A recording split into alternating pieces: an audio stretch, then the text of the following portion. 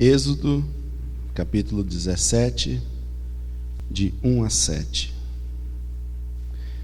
Tendo partido toda a congregação dos filhos de Israel no deserto de Sim, fazendo suas paradas segundo o mandamento do Senhor, acamparam-se em Refidim, e não havia ali água para o povo beber.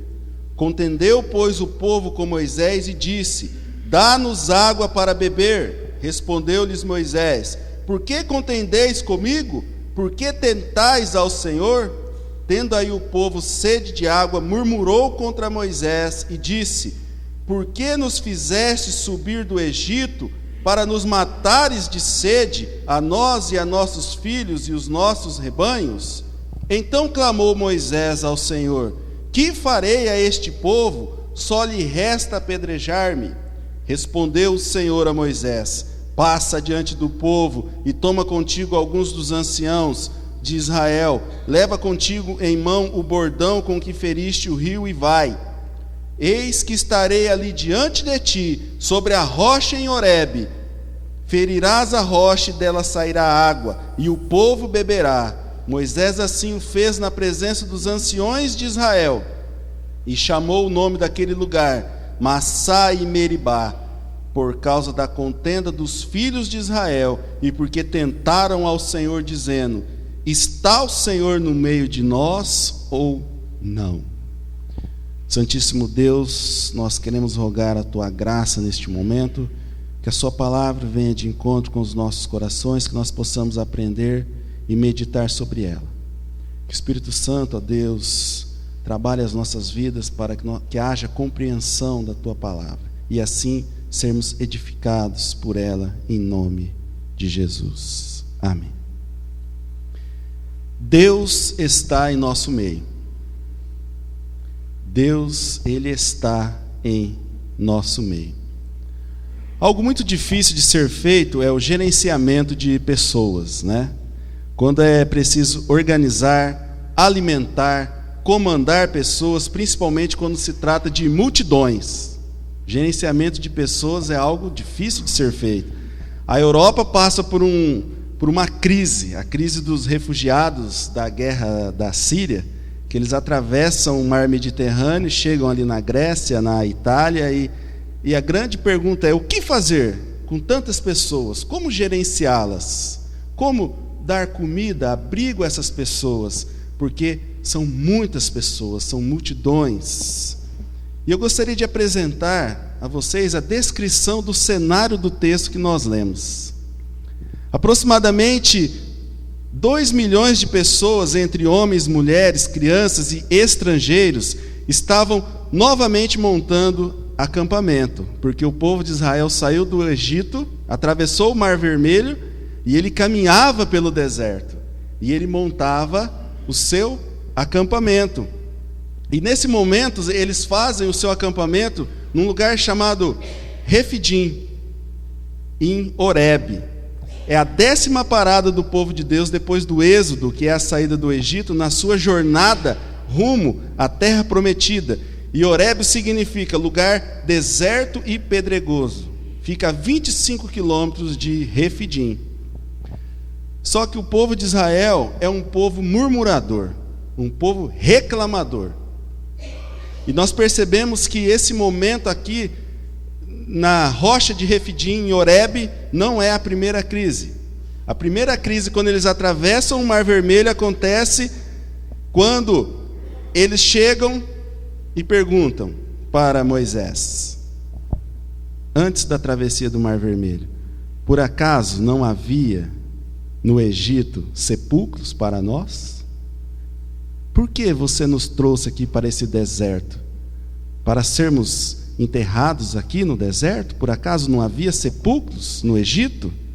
E a segunda crise acontece em Êxodo 15, relata isso, quando eles estão em Elim, naquele lugar onde as águas são amargas, e eles perguntam para Moisés: por acaso nós vamos morrer de sede aqui? E Moisés transforma as águas amargas em águas puras, potáveis para o povo. Mas mais uma vez, Êxodo 16 mostra a terceira crise, quando o povo está no deserto, no acampamento, e eles não têm o que comer, e eles cobram de Moisés. Lá no Egito nós tínhamos o que comer, aqui nós não temos o que comer.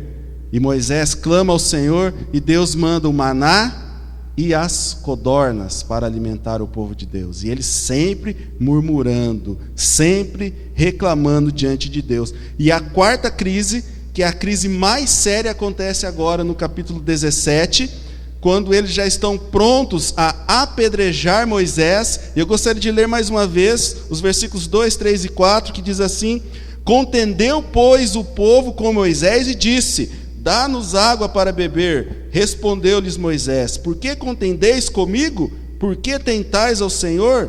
Tendo aí o povo sede de água, murmurou contra Moisés e disse: Por que nos fizeste subir do Egito para nos matares de sede, a nós, nossos filhos e o nosso rebanho? Então Moisés clamou ao Senhor: Que farei a este povo? Só lhes resta apedrejar-me. Então um povo murmurador, que constantemente estava em crise com a liderança e em crise com o seu Deus. Eu gostaria de apresentar para vocês o problema em Refidim. O incidente ocasional parece ser uma coisa simples, mas quando eles chegam ali, não tem água para beber. 2 milhões de pessoas em um acampamento, num lugar chamado Horebe, que é lugar pedregoso e desértico. Eles não têm o que beber, não tem água. E aí o conflito é gerado, porque o povo queixa-se de Moisés e exige que ele dê água para eles beber. Um conflito é gerado. E agora o conflito fica mais intenso, porque Moisés responde: Por que se queixais a mim? Por que colocam o Senhor à prova? E o povo continua reclamando: Por que você nos tirou do Egito? Foi para nos matar de sede? E agora o clímax do problema: Moisés, prestes a ser apedrejado, ele diz: Senhor, o que eu farei a este povo? E Moisés clama diante de Deus. E o povo rebelde contra Deus e contra Moisés, eles falam a seguinte expressão: Está o Senhor no meio de nós ou não? Está o Senhor no meio de nós ou não? E eles tentam ao Senhor e criticam Moisés ao ponto de lançarem pedras sobre ele. E a resolução do problema: Moisés clama a Deus por socorro. No versículo 4, Deus responde à oração de Moisés e o conflito começa a ser resolvido. Versículos 5 e 6: Respondeu o Senhor a Moisés: Passa diante do povo, toma contigo alguns dos anciãos de Israel, leva contigo em mão o bordão que feristes o rio e vai. Eis que estarei ali diante de ti, sobre a rocha em Horebe. Ferirás a rocha e dela sairá água, e o povo beberá. Moisés assim o fez na presença do Senhor. Então Moisés obedece o comando de Deus e ele resolve o conflito dando água para aquela multidão de pessoas beberem naquele momento. Deus está no nosso meio. Deus sempre está no meio do seu povo. Ele está com todos aqueles que são seus filhos. Nós não podemos tentar ao Senhor como povo e dizer: Está o Senhor no meio de nós? Como diz aqui o versículo 7: E chamou o nome daquele lugar Massá e Meribá, por causa da contenda dos filhos de Israel, e porque tentaram ao Senhor, dizendo: Está o Senhor no meio de nós ou não? Deus está em nosso meio. Amém? Resumindo o texto, o problema: Israel contesta a liderança de Moisés e Israel rejeita o senhorio de Deus. A graça de Deus, Deus reafirma Moisés como líder de Israel e Deus não rejeita o seu povo. E a missão de Refidim: fortalecer a liderança de Moisés e fortalecer a confiança de Israel na providência do Senhor. Então Deus estava presente para mostrar que Israel podia confiar na sua providência.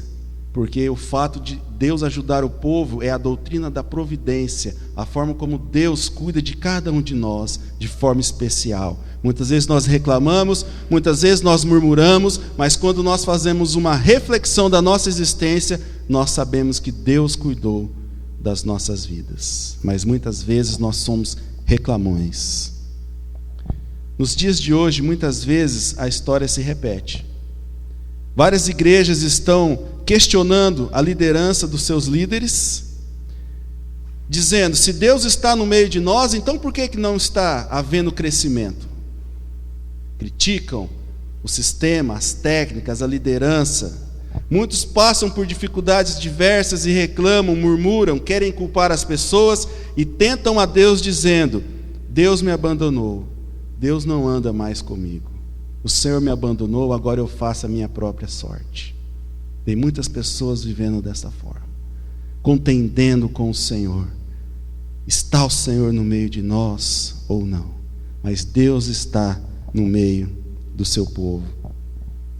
Tem uma ilustração que diz que um casal de missionário, eles foram durante muito tempo missionários na África, cerca de 30, 40 anos, e quando eles retornam para as suas casas, para a sua cidade, tudo está diferente. A cidade mudou, os amigos que eles conheciam não moram mais ali, outros faleceram, e eles estão começando ali tudo de novo, e o senhor do casal disse assim: Deus me abandonou, porque eu voltei para casa e não encontrei mais nada, tudo passou, agora estou sozinho aqui neste lugar. Até a igreja que me enviou, os líderes mudaram, não tem mais recepção, eu estou aqui abandonado. E ele chegou para sua esposa e disse assim: não vamos mais buscar ao Senhor, porque Ele nos abandonou. Quando nós voltamos para a nossa casa, nós não encontramos mais as coisas. E a esposa dele disse assim para ele: Deus me disse que nós não voltamos para casa ainda. Nós não voltamos para casa ainda. Aquele homem questionava que Deus havia abandonado ele, mas a palavra era que ele ainda não tinha voltado para a sua casa, porque a sua casa é a Canaã celestial. E muitas vezes nós não compreendemos o que Deus tem para as nossas vidas, e muitas vezes nós questionamos, murmuramos e contendemos com Deus, assim como o povo o fez naquele momento. Deus não nos abandona. As intempéries e vicissitudes da vida faz com que nós olhemos a vida de uma forma diferente, porque nós não conhecemos o agir de Deus, mas constantemente Ele está agindo, porque Jesus mesmo disse que o meu Pai trabalha até hoje para o bem daqueles que confiam em seu nome. A sede extrema fez o povo duvidar da presença de Deus. O que tem acontecido na sua vida que te leva a duvidar do amor e da presença de Deus contigo? O povo, vendo seus animais perecendo por falta de água, vendo seus filhos pedindo: papai, eu quero água. Eles clamaram e criticaram Moisés, porque eles não tinham água, e murmuraram contra o Senhor. E nas nossas vidas, o que nos tem levado a questionar a Deus? Será que Deus me ama? Se Ele está comigo, por que acontecem essas coisas na minha vida? Romanos diz que nada nos separará do amor de Deus que está em Jesus Cristo, o nosso Senhor. O nosso Deus nos ama e Ele sempre estará conosco. Deus está em nosso meio. Concluindo, versículo 7 diz que: e chamou o nome daquele lugar de Massá e Meribá, por causa da contenda dos filhos de Israel, e porque tentaram ao Senhor, dizendo: está o Senhor no meio de nós ou não? A palavra Massá significa lugar de prova, lugar de teste. Ali naquele lugar que recebeu o nome de Massá, era um lugar de provação. O povo estava sendo provado, Moisés estava sendo provado, e o povo provava a Deus. Um lugar de teste.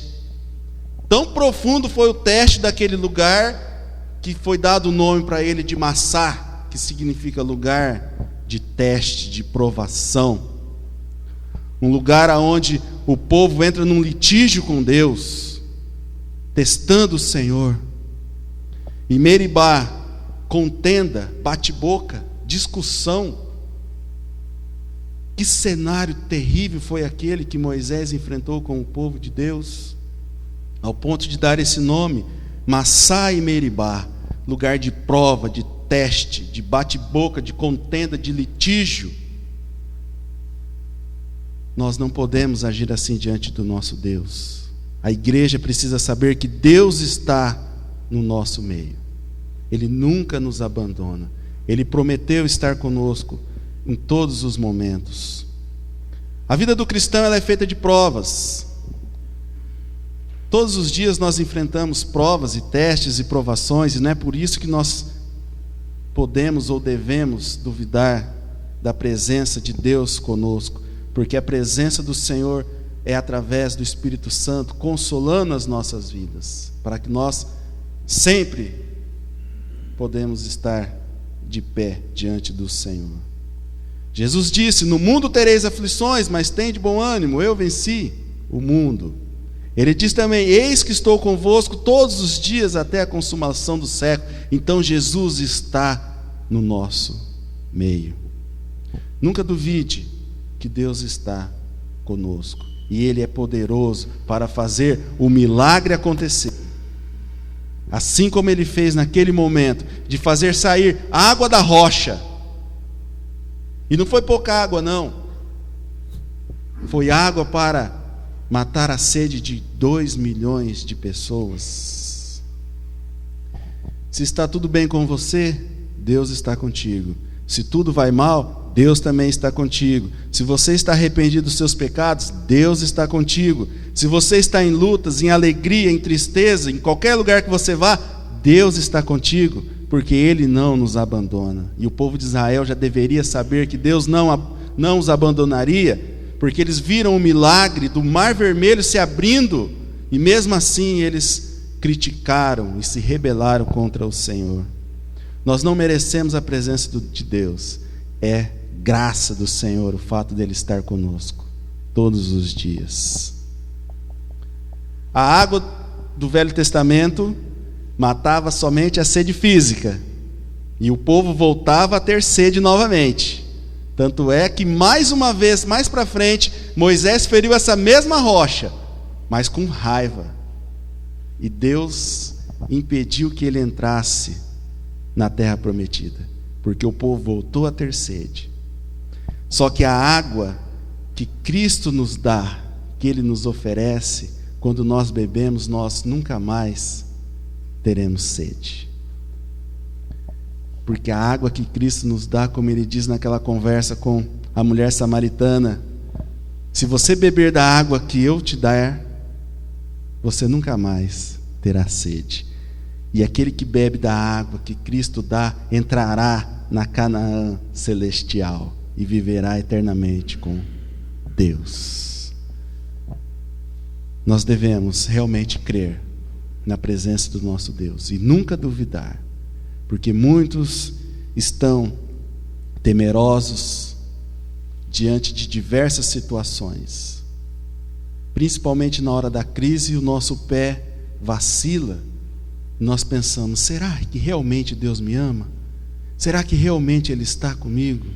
Mas eu afirmo para você nessa noite que Deus está conosco, e Ele fortalece as nossas vidas. E como diz o texto de Naum, Deus é bom, fortaleza no dia da angústia, e conhece a todos que nele se refugiam. Amém? Pai Santo, Deus bendito, nós te louvamos e te agradecemos, porque a tua palavra fala aos nossos corações.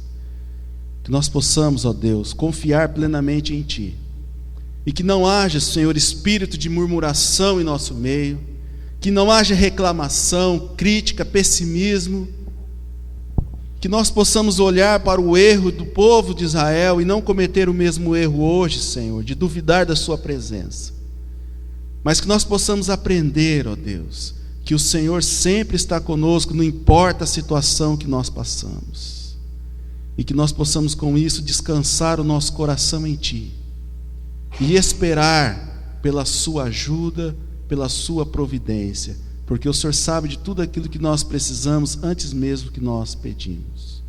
Por isso, ó Deus, conforte os nossos corações, ó Deus, com a Tua palavra, e que nós possamos crer na presença de Jesus, do Espírito Santo nas nossas vidas a cada dia, e assim sermos crentes vitoriosos. Em nome de Jesus, amém.